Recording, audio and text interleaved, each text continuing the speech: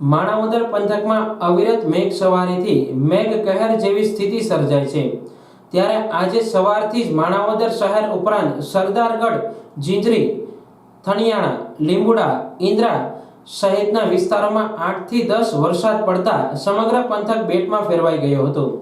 માણાવદર શહેરમાં ઉપરવાસમાં ભારે વરસાદથી બસ સ્ટેશન સામે આવેલ રાવલપરા કોલેજ સામેનો વિસ્તાર, ગાયત્રી મંદિર પાસેનો વિસ્તાર સહિતના નીચાણવાળા વિસ્તારોમાંથી 400 થી વધુ લોકોને સલામત સ્થળે સ્થળાંતર કરવામાં આવ્યા હતા। માણાવદર પંથકમાં ભારે વરસાદથી બાટવા ખારા ડેમના દરવાજા ખોલતા અને ધુંધવી નદીમાં પણ ભારે પૂર આવતા જૂનાગઢ પોરબંદર હાઈવે ઉપર પાણી ફરી વળતા આ સ્ટેટ હાઈવે બંધ કરાયો હતો। માણાવદર ખારા નદીના ઇતિહાસમાં પ્રથમવાર પ્રચંડ પાણીનો પ્રવાહ આવતા રિવરફ્રન્ટ ઉપર આવેલ જેબી પુલની લોખંડની રેલિંગ તણાઈ ગઈ હતી। માણાવદરમાં ભારે વરસાદને કારણે વંથલી પ્રાંત અધિકારી કનકસિંહ ગોહિલ, મામલતદાર કેજે મારુ સહિતના અધિકારીઓએ ગ્રામ્ય વિસ્તારની મુલાકાત લીધી હતી। માણાવદર શહેરના 400 થી વધુ લોકોનું સ્થળાંતર કરાતા માણાવદરના શ્રી જલારામ ચેરિટેબલ ટ્રસ્ટ અને અનસુયા ગૌધામ ચેરિટેબલ ટ્રસ્ટ દ્વારા ભોજન આપવામાં આવ્યું હતું। મારું નામ પૂજાબેન ચૌહાણ છે। કાલ રાતનો ભારે વરસાદ થતા અમારા ઘરમાં પાણી ઘૂસી ગયું છે। અમે હાવ અમારા ઘરમાં આખી ઘર વખરી વહી ગઈ છે, કાંઈ રહ્યું નથી અમારા ઘરમાં। અમે એવા હેરાન છે, કાલ રાતનો એટલો ભારે વરસાદથી અમારો ઘર ડૂબી ગયા સરદારદા। અમારા કાંઈ હંધી વસ્તુ વહી ગઈ છે। અમે રોડ માથે છીએ અત્યારે, કાંઈ અમારા વિસ્તારમાં કાંઈ રહ્યું નથી। હંધાઈના ઘરમાં એવી રીતના પાણી છે।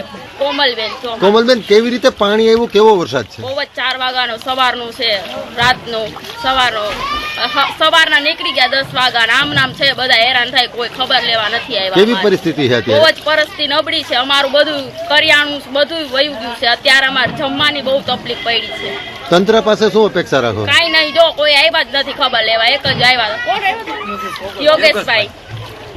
માણાવદરમાં આજે સવારે અવિરત વરસાદ પડતા અને ઉપરવાસમાં પણ ભારે વરસાદ થતા ખારા નદીમાં પૂરની પરિસ્થિતિ સર્જાઈ હતી।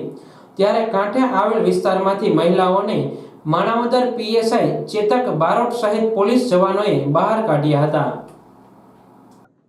કેજે મારું, મામલતદાર માણાવદર। કેવી માણાવદર બાટવાની કેવી પરિસ્થિતિ છે?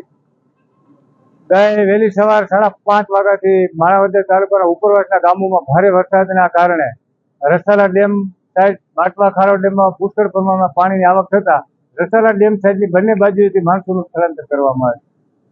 કઈ જગ્યા ક્યાં વિસ્તારો સ્થળાંતર? બસ સ્ટેન્ડની સામેનો વિસ્તાર, ત્યાં અમે સમાજ ખોલાવેલ છે। પછી ગાયત્રી મંદિર પાછળનો વિસ્તાર, ત્યાં બ્રહ્મ સમાજમાં।